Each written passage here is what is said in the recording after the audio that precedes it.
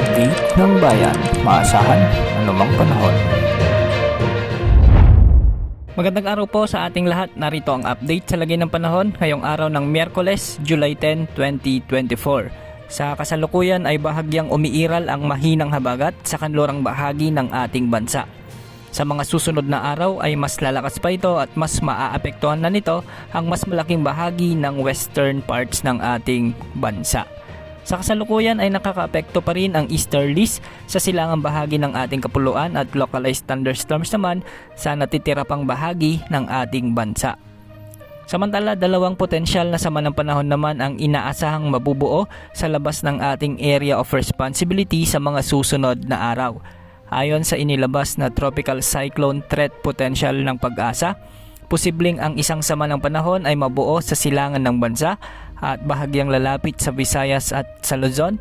At posible rin ang landfall scenario, ngunit sa ngayon ay nasa low chance o mababa pa naman ang tsansa nito na mabuo o lumakas bilang ganap na bagyo.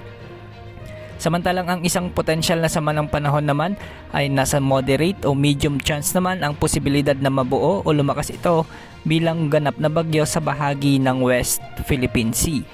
Ayon sa ipinapakita ng ilang global models, posibleng mabuo ito sa kanluran ng Palawan o sa loob ng ating area of responsibility o exclusive economic zone, at ito ay liliko pakanluran patungo sa Vietnam o bahagi ng Southern China bilang isang malakas na bagyo.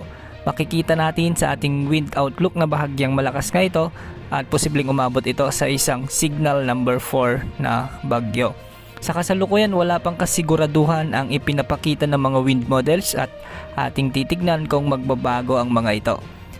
Para sa lagay ng panahon ngayong araw, asahan ang maulap na kalangitan na may kalat-kalat na pag-ulan sa bahagi ng Mimaropa, Calabarzon, Western Visayas, Zamboanga Peninsula, Negros Oriental, Basilan, Sulu at Tawi-Tawi. Ang mga lugar na ito ay posibleng makaranas ng pagbaha o pagguho ng lupa, lalo na kung may mga biglaang paglakas ng mga ulan. Samantalang magiging bagyang maulap naman hanggang sa maulap ang mga kalangitan na may banta ng mga isolated rains sa natitirang bahagi ng Visayas at Mindanao.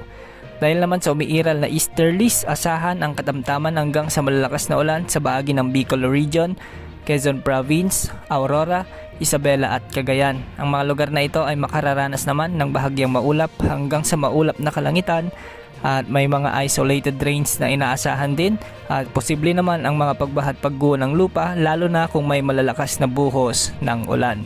Ngayon nga ay nakararanas ng mahihina na minsan ay may makalakasang pag-ulan ang ilang lugar sa bansa dahil sa epekto ng localized thunderstorms.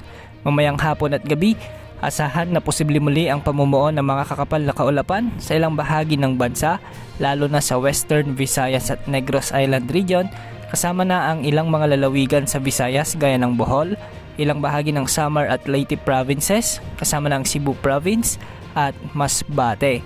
Pinag-iingat po natin ang ating mga kababayan dyan sa posibilidad ng malalakas na buhos ng ulan at banta ng pagbaha at pagguho ng lupa. Posible rin mamayang hapon ang pag-ulan lalo na sa Ilocos Region, ilang bahagi ng Cordillera Region, ilang bahagi ng Central Luzon, ilang bahagi ng Calabarzon at sa Metro Manila, dulot pa rin ng localized thunderstorms. At sa Mindanao may mga malalakas na ulan din na inaasahan lalo na sa Soxargen, ilang bahagi ng Northern Mindanao, ilang bahagi ng Zamboanga Peninsula at ilang bahagi ng Davao Region at Bay ARMM. Sa ngayon, wala namang nakatas na gale warning sa mga karagatang sakop ng ating bansa. Yan ang update sa lagay ng panahon. Ito po ang weather update ng bayan. Mag-ingat po tayong lahat.